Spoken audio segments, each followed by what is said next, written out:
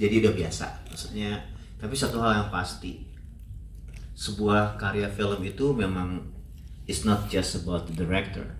Itu nggak hanya mengenai sutradaranya aja, bahwa sebuah film itu bisa aja tahun 50 misalnya belum terselesaikan, tapi real filmnya ada, didigitalisasi, dirilis ulang, itu masih bisa.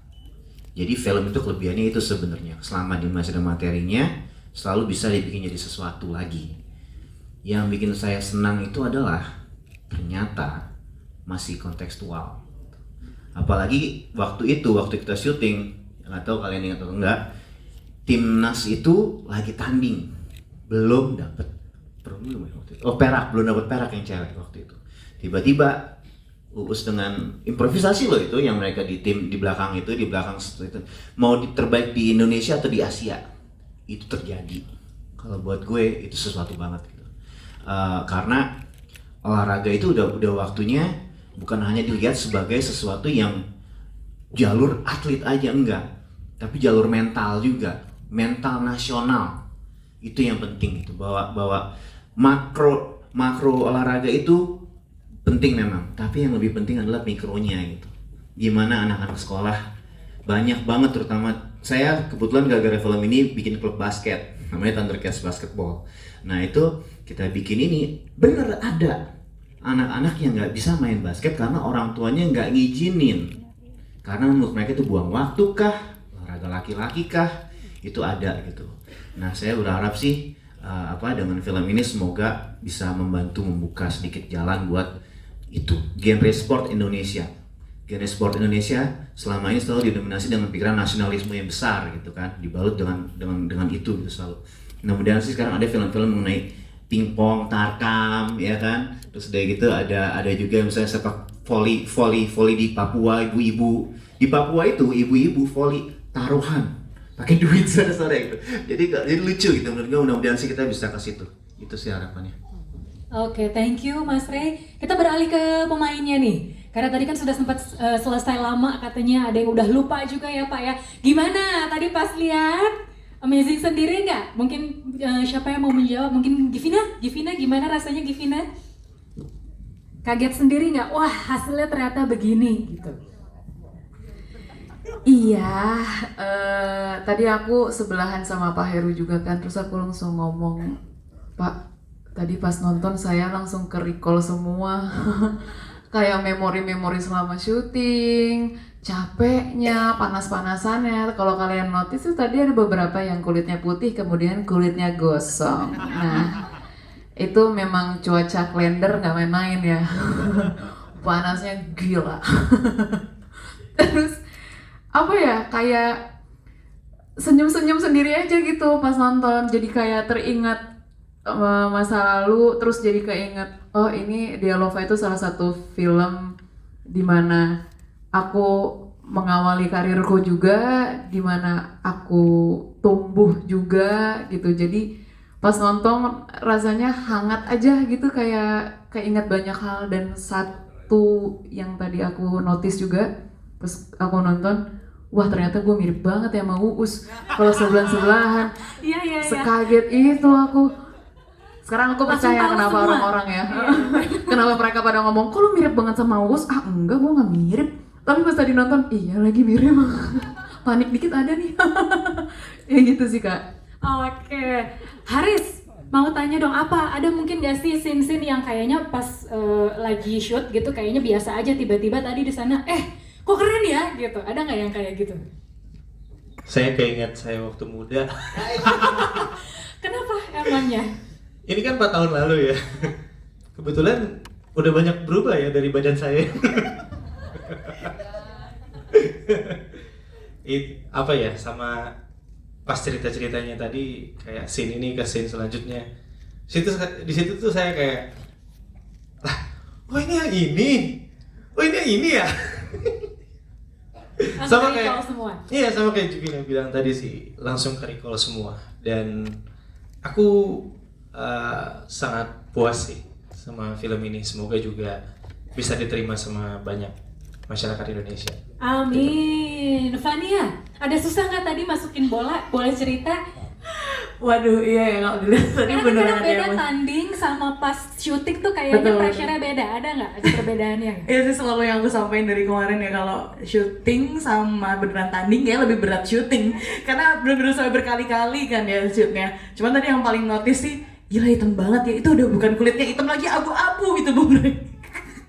Cuman Tapi hitamnya Fania sih tetap putih kayaknya. tapi tadi ada yang notice Kak, ini kan syuting sebenarnya udah lama ya.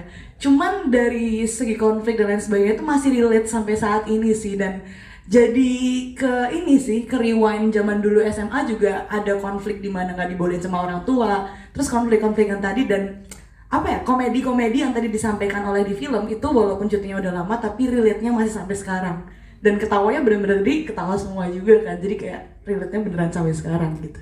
Benar-benar. Masalah anak muda tuh emang sering itu-itu aja tapi berat gitu kayaknya ya. Mimpi lagi, cinta-cinta lagi gitu. Tapi emang itu yang serunya gitu. Terakhir, aku mau nanya Michelle. Rasanya akhirnya perdana nih masuk ke perfilman, kancah perfilman Indonesia atau gimana? Coba boleh ceritain perasaannya? Perasaannya pasti super excited nggak? Excited banget. Terus tadi ngeliat karena ini filmnya juga udah 4 tahun yang lalu, kok kayak itu ya, pirang banget rambutnya. Tadi pirang banget rambutnya. Terus tadi juga sempet kelepek-kelepek ngeliat Kak Givina sama Haris, aku sampai kayak tutup mata, gemes banget, so sweet gitu sih. Aku seneng banget sama filmnya. Makasih. Keren, emang filmnya keren. Nah tadi kita udah ngobrol sama cast-nya, terakhir nih untuk pengisi soundtrack. Aku mau tanya satu-satu, ada Alonso, ada Raben, ada Fadila. Nah, gimana sih rasanya akhirnya mendengarkan lagu kalian di dalam potongan-potongan scene film Dialova? Silakan siapa? Yang udah pegang mic? Raben? Oke. Ini kehormatan besar sih karena secara pribadi punya cita-cita pengen bikin lagu yang bisa jadi film. Cuma yang paling menarik adalah lagu basket di Indonesia tuh dulu udah ada dari legend saya. Terus ini kesempatannya saya bisa bikin versi baru lagi, dan jujur lagu itu dibikin tidak akan sesemangat itu juga kalau bukan dari teman-teman cast yang melakukan dengan baik deliverynya. So congratulations ya. Jadi jujur gue nonton duluan. Tapi tujuannya untuk nangkep ceritanya, untuk mempercepat pekerjaannya juga, dan itu sih yang jadi kesempatan emasnya. So terima kasih untuk kesempatannya Pak Heru, Mas Ray, Rama, Mbak Lia, semuanya, thank you. Untung nggak spoiler ya. Iya, untung nggak spoiler. Itu udah Iya, nahan nggak banget spoiler. dari berapa kali ketemu. Gue udah tahu tapi udah. Mas Raben, aku bisa featuring lah tadi biru-biru. Oh boleh ya. Nanti kita bikin baru lagi. Soundtrack Dialova berikutnya siapa tahu kan? Amin. Katanya Amin. series ya kata-katanya. Oh, Amin. wah. Amin. Oke, Fadila, boleh berikan harapannya kira-kira untuk soundtrack ini dan film apa dari seorang Fadila? Aku sebelumnya mau terima kasih dulu sama semua dari pihak film yang udah pilih Fadila untuk nyanyiin lagi lagu Dialova, karena kebetulan lagu itu kan sudah lagu yang sangat-sangat legendaris dan dinyanyikan oleh penyanyi yang sangat terkenal juga. Terus ternyata Fadila yang dipilih untuk menyanyikan kembali, itu sungguh-sungguh sangat privilege buat aku gitu, dan semoga teman-teman suka sama versi aku. Jadi boleh didengerin di Spotify dan nanti soon bakal ada music videonya. Terima kasih. Oke, Alonso mau memberikan sesuatu terhadap ini, kan kamu represent generasi muda nih. Nah, gimana? In English it's okay. How do you feel being part of this project? Pretty good. Itu udah paling padat ya, padat, singkat dan jelas. Pretty good, of course, pasti. Oke, tadi ya. Aku cuma mau nambahin aja, sebenarnya kan spirit Dialova itu yang seperti Alonso ini.